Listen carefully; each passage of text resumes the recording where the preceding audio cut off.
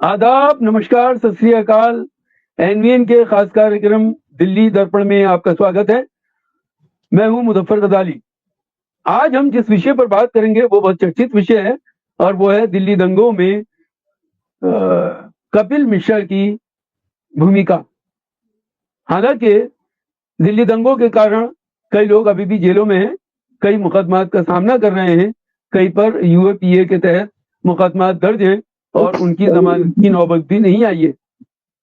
कपिल मिश्रा की भूमिका को लेकर मीडिया में उस समय बहुत सारी बातें आई थी, लेकिन कहीं ना कहीं पुलिस ने नजरअंदाज किया। लेकिन अब अदालत के हुक्म से एफआईआर दर्ज हो गई है, गिरफ्तारी का इंतजार है। इसी विषय पर हम बात करेंगे। हमारे एक्सपर्ट का पैनल जुड़ चुका है। हमारे खास मेहमानों में एडवोकेट आकाश हैं, जिन्होंने इस पूरे मुकदमे को बारीकी से स्टडी किया है। हमारे साथ फिरोज खान गाजी हैं, एडवोकेट, मशहूर एडवोकेट हैं। हमारे साथ में खलीकुज्जमा साहब हैं, जिन्होंने दिल्ली राइट्स के दौरान वहां मुतासरीन की मदद की और उसका पूरे सर्वे किया और लोगों के हालात देखे। हमारे साथ वरिष्ठ पत्रकार प्रदीप माथुर साहब हैं। तमाम पैनलिस्ट का स्वागत है। सबसे पहला सवाल एडवोकेट आकाश वर्मा जी आपसे है कि ये जो अभी मुकदमा दर्ज हुआ है, एफआईआर हुई है कपिल मिश्रा जी के खिलाफ, उसमें क्या क्या धाराएं लगाई गई हैं और उनकी गिरफ्तारी क्यों अभी तक नहीं हो पाई? सवाल है गजाली साहब आपका कि कौन कौन सी धाराएं लगाई गई हैं और कि कपिल मिश्रा अभी तक गिरफ्तार क्यों नहीं हुआ। अब रही सवाल जो आपने कहा कि उनका गिरफ्तारी क्यों नहीं होता है। पहले मैं इंसिडेंट्स बता देता हूँ। टोटल 5 इंसिडेंट हुए हैं पूरे के पूरे जो राइट्स हैं, दिल्ली राइट्स। फरवरी का जो काला महीना था, उस महीने में 5 इंसिडेंट हुए हैं as per the order given by the Vaibhav Chaurasia, ACJM। पहला इंसिडेंट जो हुआ था वो हुआ था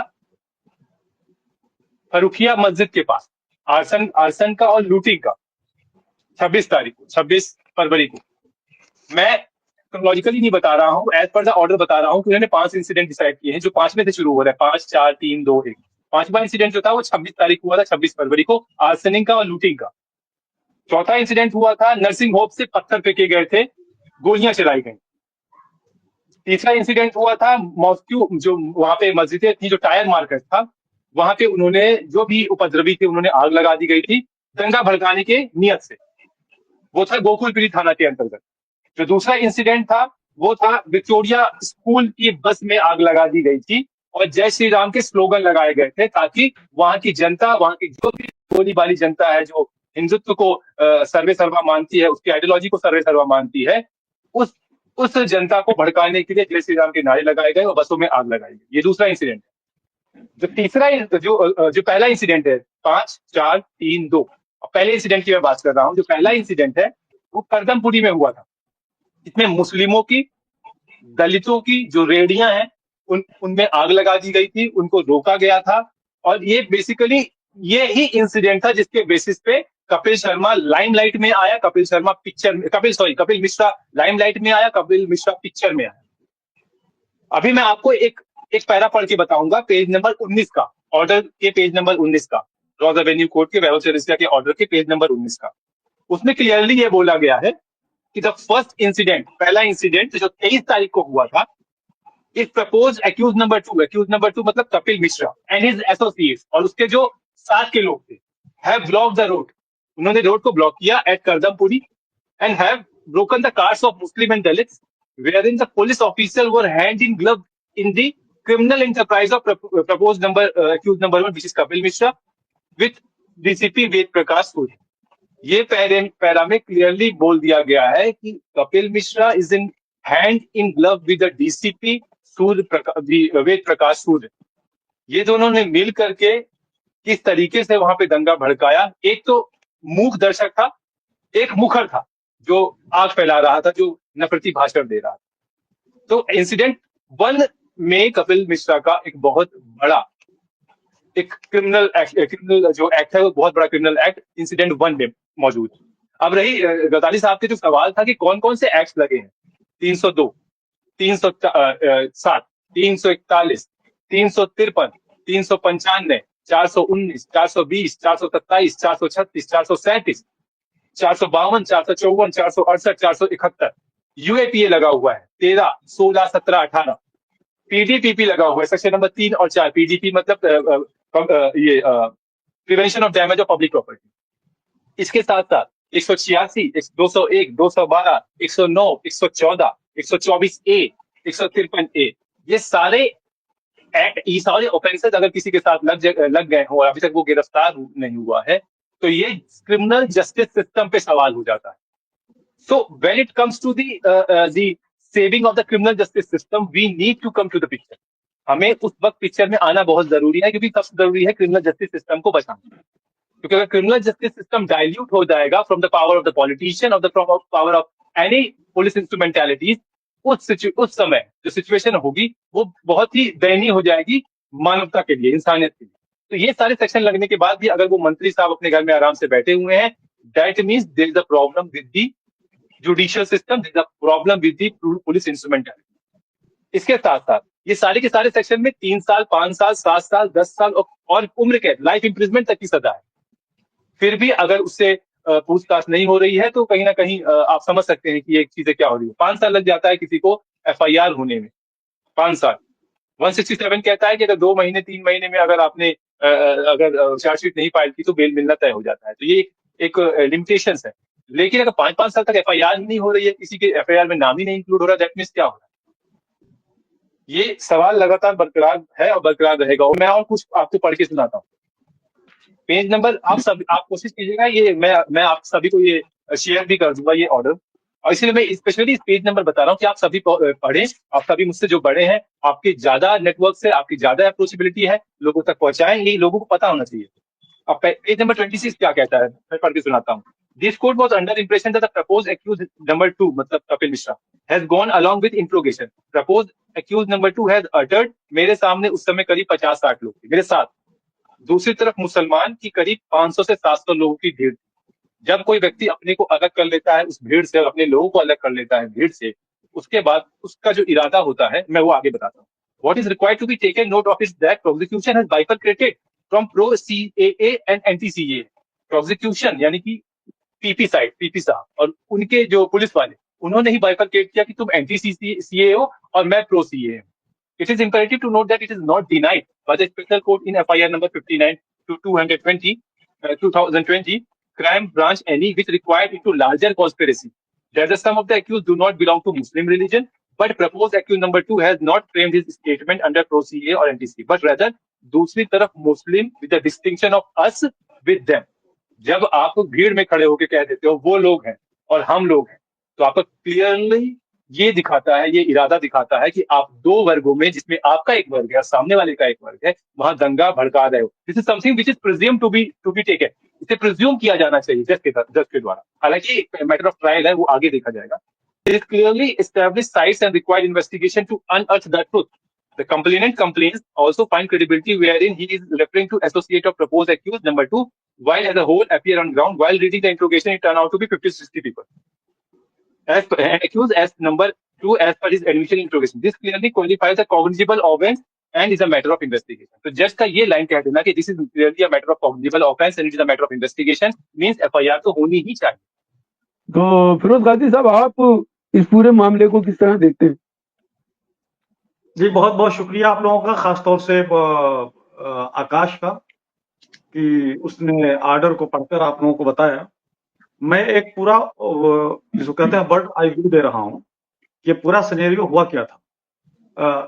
ये जो एफआईआर है जो कि मोहम्मद इलियास के कंप्लेंट पे दर्ज हुआ है, तो मोहम्मद इलियास उसमें आई विटनेस है, और वो जो अपने आई विटनेस के मुतालिक जो इंसिडेंट को नरेट करता है, तो उसमें 5 इंसिडेंट ऑल टुगेदर आते हैं। इसके अलावा, ये 5 इंसिडेंट के अलावा डजन्स एफआईआर हुए थे डिफरेंट लोगों के स्टेटमेंट पे, और सब मिलाकर 53 कैजुअलिटी हुई थी, डेथ हुई थी। उस 700 के करीब जो है, 700-750 के करीब इंजोर्ड हुए थे। वो 53 जो कैजुअलिटीज हुई थी, उसमें 40 जो है मुस्लिम हैं और 13 नॉन मुस्लिम हैं। अब सवाल ये पैदा होता है कि जो अच्छा, इसी तरह से यही तकरीबन रेशियो जो है घर जलने और प्रॉपर्टी जलने का है। अब सवाल ये पैदा होता है कि जिस राइट्स में, इंसिडेंट्स में इतने ज्यादा एफआईआर हुए, इतने ज्यादा घर जले, इतने ज्यादा मर्डर हुए, इतने ज्यादा जो है लोग इंजोर्ड हुए, उसमें जो है अगर प्रोपोर्शनेट देखा जाए तो 13-39, 13-4-52 तकरीबन 1:4 का रेशियो है। तो केस भी 1:4 के रेशियो से होना चाहिए। यानी अगर कहीं 4 मुस्लिमों को मुलजिम बनाया जा रहा है तो 20 जो है नॉन मुस्लिम होने चाहिए, या कम से कम 16 नॉन मुस्लिम होने चाहिए। लेकिन वाइस वर्सा है, ऐसा मतलब कि ऐसा इंसिडेंट्स जिसमें कि मरने वाले ज्यादा मुस्लिम, घायल होने वाले ज्यादा मुस्लिम, प्रॉपर्टी ज्यादा मुसलमानों की जलाई गई, लेकिन उसमें मुलजिम भी ज्यादा मुसलमानों को बनाया गया, जिससे कि जाहिर होता है कि ये इन्वेस्टिगेशन जो है कंप्लीट बायस थी। अब इस चीज को जो ये जो एफआईआर का ऑर्डर हुआ है एफआईआर करने का, अभी पता नहीं एफआईआर हुआ या नहीं हुआ है, और हमें शक है कि एफआईआर होगा भी या नहीं होगा ऑर्डर के बावजूद, क्योंकि ये पहला इंसिडेंट नहीं है जिसमें कि प्राइवेट कंप्लेंट के ऊपर कोर्ट ने स्टेटमेंट लिया कंप्लेनेंट का, उसके बाद जो है उसको एग्जामिन किया, एग्जामिन करने पर यह पता चला कि नहीं साहब ये कोग्निजेबल केस बनता है, और एफआईआर का ऑर्डर दिया। लेकिन चूंकि सरकार जो है उन लोगों से हमदर्दी रखती है, इसलिए बहुत से केसेस ऐसे हैं कि अब तक एफआईआर नहीं हुए हैं, जबकि कोर्ट का ऑर्डर है। अब सवाल ये पैदा होता है कि ये जो हमारे आकाश साहब ने बहुत ही कायदे से जो है पांचों इंसिडेंट जो कि मोहम्मद इलियास के बयान में आता है, जिसको कि इस कोर्ट ने डील किया है, उसके अलावा इसका एक दूसरा पहलू है। पहलू यह है कि जो पहला इंसिडेंट है जिसमें कि कपिल मिश्रा वो डीसीपी के सामने जो है ये मुसलमानों को इंटिमिडेट करते हुए, डराते हुए क्लियर कहा है कि आप लोग यहां से उठ जाइए, मुसलमानों को डरा रहा है कि आप लोग उठ जाइए, और अगर नहीं उठेंगे तो हम जो है अमेरिका के प्रेसिडेंट के आने का जो है ये कर रहे हैं, उसके जाने का, जब वो चला जाएगा तो फिर हम आपको सबक, इनडायरेक्टली मतलब लफ्ज क्या इस्तेमाल किया मुझे याद नहीं है, लेकिन उसका कहना था कि अमेरिकन प्रेसिडेंट के जाते ही हम आपको यहां से जबरदस्ती उठा देंगे। अब सवाल ये पैदा होता है कि ये स्टेटमेंट अगर कोई मुस्लिम दे दे तो उसी वक्त एफआईआर दर्ज हो जाती, लेकिन इस पूरे केस को इस तरह से कॉन्स्पिरेसी करके बनाया गया कि ये केस ही पूरा जो है मुसलमानों के खिलाफ हो जाए। वजह ये इस केस को बनाने का था कि शाहीन बाग का जो एजिटेशन था उसकी ब्यूटी जो ये थी कि तमाम काम रूल्स एंड रेगुलेशंस के हिसाब से हो रहा था। कभी एडमिनिस्ट्रेशन को यह मौका नहीं दिया जा रहा था कि वो जो है लाठी चार्ज करे या आंसू गैस छोड़े। पीसफुल एक एजिटेशन था जो कि हर इंडियन सिटीजन का हक है। अब उस एजिटेशन को कम्युनल लाइन पर डिवाइड करने के लिए इंस्टिगेट करके बाकायदा एडमिनिस्ट्रेशन की तरफ से एक पैरेलल एजिटेशन जिसको कि प्रो सीए कहा गया उसको चलाया गया। उसके लिए जो लोग एजुकेशन पर बैठे हुए थे उनको डराने के लिए एक तरफ कपिल मिश्रा जा रहा है और दूसरी तरफ शाहीन बाग में जामिया के इलाकों में आपको भी होना चाहिए कि एक लड़का आया पुलिस की बकायदा प्रोटेक्शन में आ रहा है, वो वहां कर फायरिंग कर रहा है, और फिर जो है उसके ऊपर भी आज तक क्या केस हुआ क्या नहीं हुआ ये हमें आपको डिटेल में मालूम नहीं है। बहरहाल इन सब चीजों से ये जाहिर हो रहा था कि बकायदा एडमिनिस्ट्रेशन एक ऐसा ग्रुप को तैयार कर रही है जो ग्रुप जो है प्रो सीए ये चलाए। और हकीकत यह है कि इस एजिटेशन को जो मुसलमान जो चला रहे थे शाहीन बाग में वो बहुत ही सेकुलर एजिटेशन था, क्योंकि जितने एक्टिव लड़के थे उसमें 50-50 अगर हम मजहब को ले तो 50% मुस्लिम थे जो एक्टिव लोग थे, अब 50% गैर मुस्लिम थे। मैं एक्टिव लोगों की बात कर रहा हूँ, जो पढ़े लिखे लोग जो कि इसका संचालन कर रहे थे। अब इसको एडमिनिस्ट्रेशन किसी तरह से कम्युनल ये दे रही थी, तो टर्न तो दिया कम्युनल, लेकिन इस आर्डर से यह पता चल रहा है कि उसको कम्युनल राइट न कह के खुद कह रहे हैं प्रो एंड एंटी सीए, जबकि वो खुद कम्युनलाइज कर चुके थे और उसी कम्युनल ही लाइन पर इन्होंने इन्वेस्टिगेशन किया। अब सवाल यह पैदा होता है कि जो इन्वेस्टिगेशन इस आर्डर से ये क्लियर हो रहा है कि पुलिस जो है वो एक इसमें पार्टी हो जा रही है जिसको कहते हैं कि उनका अपना अब इंटरेस्ट है। इंटरेस्ट ये है कि कोर्ट ने कल्पेबल ठहराया है खासतौर से डीसीपी साहब को कि वहां पर मौजूद थे, उनकी मौजूदगी में सब कुछ हो रहा है। तो ऐसी सूरत में जबकि कन्फ्लिक्ट ऑफ इंटरेस्ट है तो क्या उसी इदारे को एफआईआर करने के हक और उसी इदारे को इन्वेस्टिगेशन करने का हक होना चाहिए?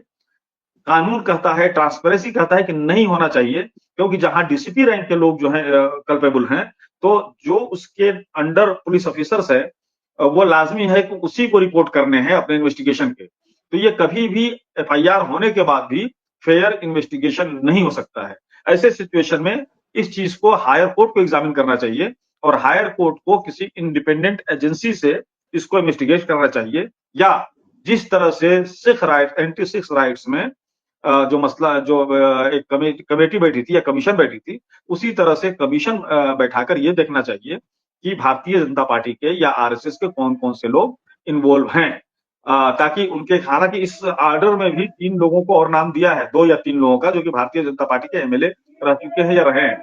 लेकिन सब मिला के सवाल ये पैदा होता है कि एक इंसिडेंट को ऐसा मोड़ दिया जा रहा है कि उसमें उमर खालिद वगैरह 5 साल तक जेल में है, और उसके बाकी साथी जो बैकबोन थे एजिटेशन के, पीसफुल एजिटेशन के, उनको तो 5 साल में आज तक जो है चार्ज फ्रेम नहीं हुआ, और न ही उनका इन्वेस्टिगेशन सही मानों में कंप्लीट हुआ है, और ये कि वो बगैर ट्रायल के जेल में हैं। यानी कि दूसरी तरफ उसको ये कह लीजिए कि ये पूरा जो लीगल प्रोसेस है, एडमिनिस्ट्रेशन ने उस लीगल प्रोसेस को ही पनिशमेंट बना दिया है उन लोगों के लिए जो कि सरकार के लाइन पे नहीं चल रहे हैं, और सरकार के लाइन पर न चलना हर ये सिटीजन्स का एक हक है। अच्छा, सरकार के लाइन पे चलने का मतलब एंटी नेशनल नहीं होता है। अगर कोई हम गवर्नमेंट से हम एग्री नहीं करते हैं, गवर्नमेंट खराब बयान देते हैं, इसका मतलब यह नहीं कि इंडिया के खिलाफ हम बयान दे रहे हैं। लेकिन यहाँ पर हर चीज को, हर वो बात जो एक खास तौर से मुस्लिम अगर सरकार के मुतालिक कह रहा है कि सरकार सही तौर पे जो है इंसाफ नहीं कर रही है, तो उसके ऊपर केस रजिस्टर हो जा रहा है। जैसे कि सरकार को ये कहना है कि सही मामले में इंसाफ नहीं हो रहा है, यानी कि देश को कहना है। तो बहरहाल ये पूरा इन्वेस्टिगेशन, ये कंप्लीट जो है कैजुअल इन्वेस्टिगेशन है, और मुझे शक है कि एफआईआर होगा भी या नहीं होगा, या मौका दे दिया जाएगा कि वो हायर कोर्ट में जाके फिर वही एक कहते हैं ना कि जुडिशियल या कानूनी या लीगल मैकेनिज्म से जो है ये करके और इस चीज को, इसके असर को जायल कर दिया जाए। मुजफ्फर साहब, इस ऑर्डर के अंदर डीसीपी से भी बात, इन्वेस्टिगेशन करने की बात कही गई है। इस पूरे राइट को आपने भी करीब से देखा और इसकी रिपोर्टिंग को भी देखा है, आपका क्या कहना है इस बारे में? था कि ये हमारे दोनों पैनलिस्ट हैं, उन्होंने बड़ी बारीकी के, बड़ी उसके साथ केस की पूरी बारीकियां समझाई, सब कुछ किया, और मैं समझता हूं कि सारे लोगों ने एस्पेक्ट करीब करीब कवर कर लिए।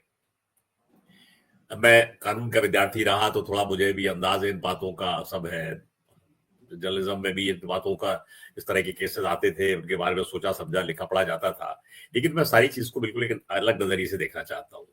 मैं इसकी कानूनी बारियों को जाने के बजाय मैं आपसे कहना चाहता हूँ कि डेमोक्रेसी में जो पूरा जो चीजें हैं वो जो है सिर्फ कानून से ही नहीं चलती हैं, वो जो है शर्म से, तहजीब से, लिहाज से, सलीके से भी चलती है। मतलब क्वेश्चन ये है कि जब इस तरह की बात हो रही है, सब है, उसके बाद भी लोग कुर्सी पे बैठे हुए हैं, सब कुछ है, किसी का कोई इस्तीफा नहीं हुआ, और ये अकेला ऐसा कोई नहीं है।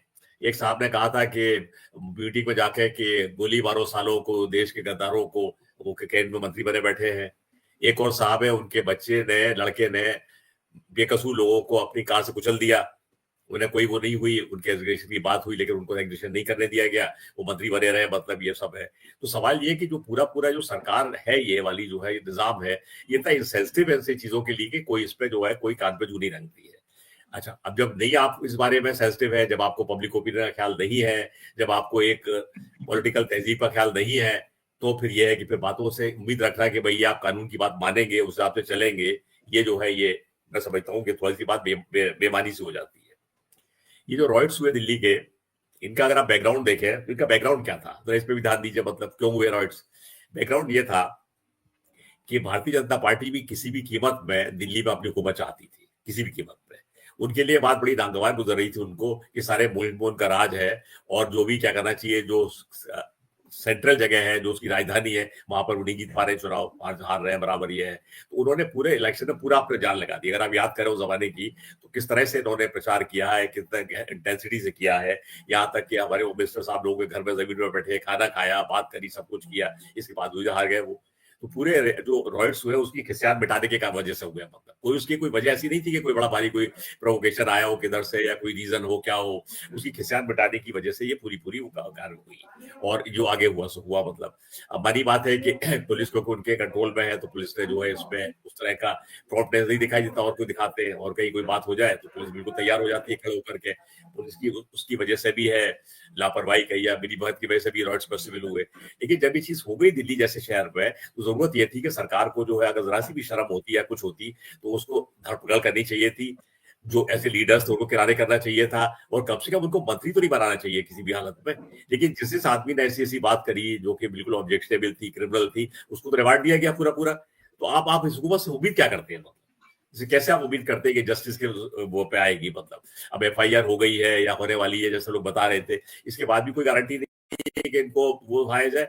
कायदे से देखा जाए अगर जरा सी भी हया शर्म हो इस सरकार में, तो जिस वक्त कोर्ट का ऑर्डर आया था कि इन पे एफआईआर लॉन्च की जाए, उसी वक्त अगर कोई और निजाम होता तो उसके मिनिस्टर को तुरंत रिजाइन कर लेना चाहिए था या उससे रिजर्वेशन ले लेना चाहिए था। मतलब अब ये तो बड़ा वक्त ही बड़ा अजीब सा है, तो अब इसमें आप क्या करेंगे, किस तरह की बातें करेंगे? तो इसमें मैं समझता हूँ कि कानूनी बारीकियां है, लेकिन उनके साथ साथ जो लार्जर पॉलिटिकल कॉन्टेक्स्ट है, जो लार्जर सोशल कॉन्टेक्स्ट है, उसके बारे में भी हम लोग चर्चा करें तो हम समझते हैं कि शायद हम लोग जो है थोड़े सही जगह पहुंच पाएंगे, वरना तो इसमें आप भटकते रहेंगे लीगल फॉर्मेलिटीज में, और इससे कोई मुझे समझता है कि कहीं पर हम लोग पहुंचेंगे नहीं। जी माथुर साहब, हमारे साथ खलीकुज़्ज़मा साहब भी हैं जिन्होंने पूरे राइट में घर घर जाकर रिलीफ का काम किया, पूरे करीब से सबको देखा किस तरह के हालात थे।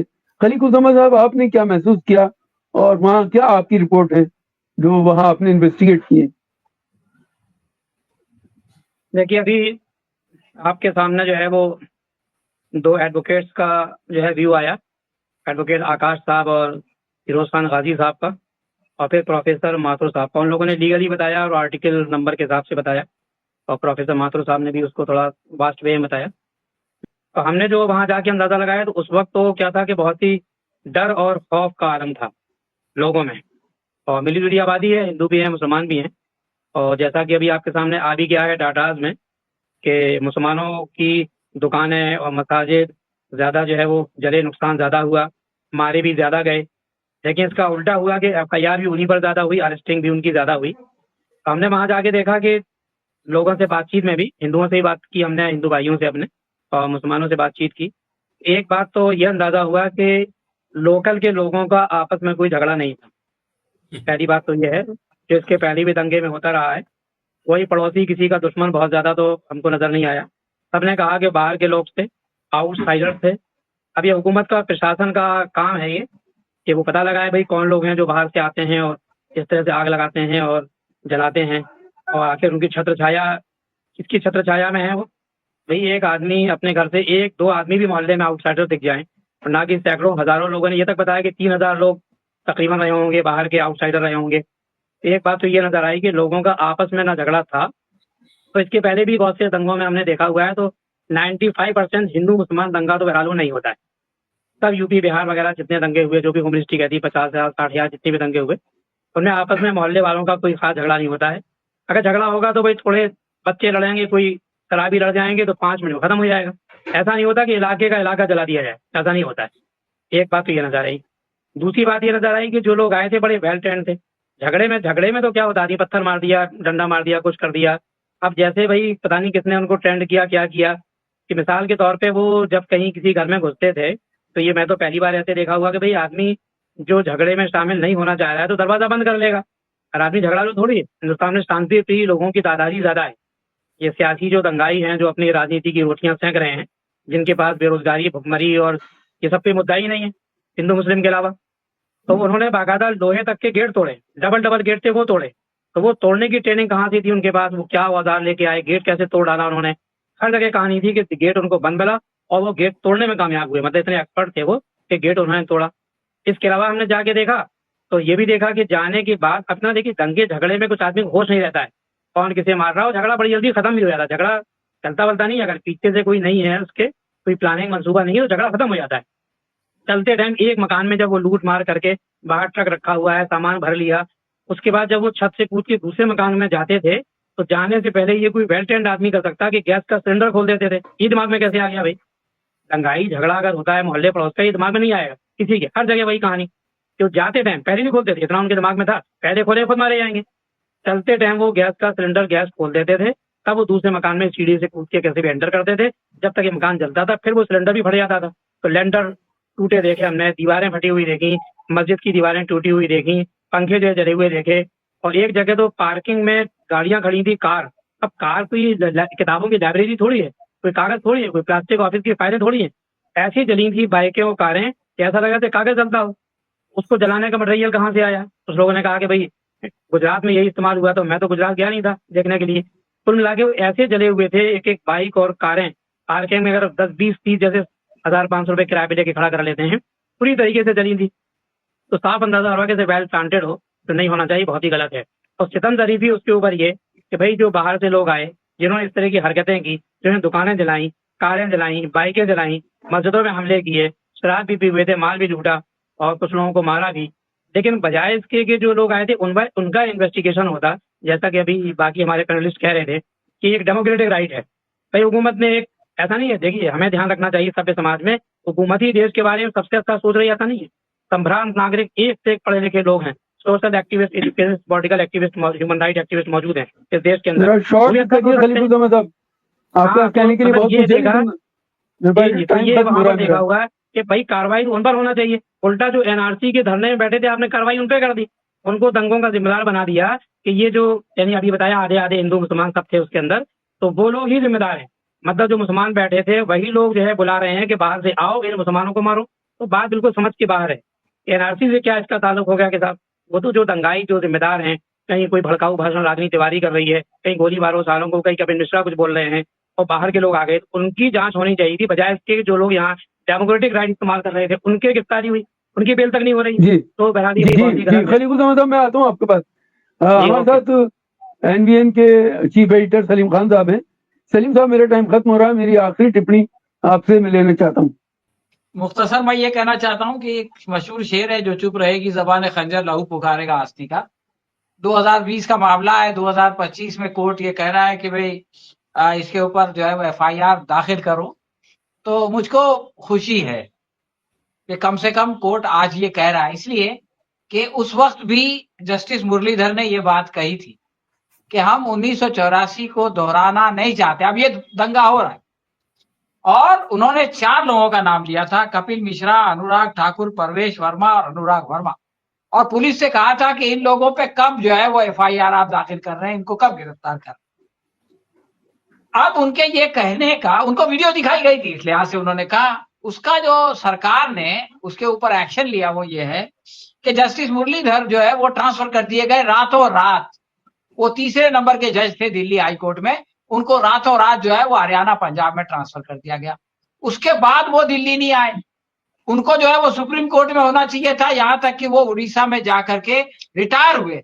लेकिन ये कि उनको उस एक जुमले की ये सजा मिली कि वो जो है तरक्की करके सुप्रीम कोर्ट में नहीं आ सके। तो इतना स्ट्रांग मैसेज इस सरकार ने जो है वो जुडिशरी को दिया है कि दूसरा कोई जज अगर इनके ऊपर एक्शन लेने की सोचे, आपने कहा था ना शुरू में कि इनको क्यों नहीं गिरफ्तार किया गया अभी, तो जज लोगों के सामने जो है वो जस्टिस मुरलीधर को एक नजीर बना दिया गया कि अगर तुम चाहते हो कि तुम्हारे साथ भी वही सुलूक हो तो तुम जो है इनके खिलाफ एक्शन लो। तो दोस्त, इस तरह से जो है वो कानून के रखवालों को जब डराया जाता है, और जैसा कि अभी बता रहे थे माथुर साहब, कपिल मिश्रा न्याय मंत्री है, अनुराग ठाकुर को खेल मंत्री पहले बनाया गया केंद्र में, फिर सूचना प्रसारण मंत्री जो है वो बनाया गया, और परवेश वर्मा आज कैबिनेट रैंक मंत्री है, बल्कि आप कह सकते हैं कि मुख्यमंत्री होते होते बच गया। अनुराग वर्मा पता नहीं कहाँ घूम रहा है। तो ऐसे अगर आप फसादियों को बचा के उनको इनाम दो तो डेफिनेटली समाज में हर कोई चाहेगा कि यार मैं फसाद करूं और मंत्री बनूं। तो ये बहुत खतरनाक प्रवृत्ति है। मैं अपनी बात एक शेर पे खत्म करना चाहता हूं। किसी शायर ने कहा है, तू यास के मौसम में भी उम्मीद का फल सीख। यानी आज ये जज कह रहे हैं, इसलिए मेरे को ये शेर याद आ रहा है, तू यास के मौसम में भी उम्मीद का फल सीख, अल्लाह के घर देर है अंधेर नहीं है। शुक्रिया। आप तमाम मेहमानों का शुक्रिया। आज की वीडियो में इतना ही। हम फिर हाजिर होंगे एक नए मुद्दे के साथ। तब तक के लिए दीजिए इजाजत। बहुत बहुत शुक्रिया। अगर आपने हमारी चैनल को सब्सक्राइब नहीं किया तो सब्सक्राइब कीजिए, लाइक कीजिए और शेयर करना ना भूलिए।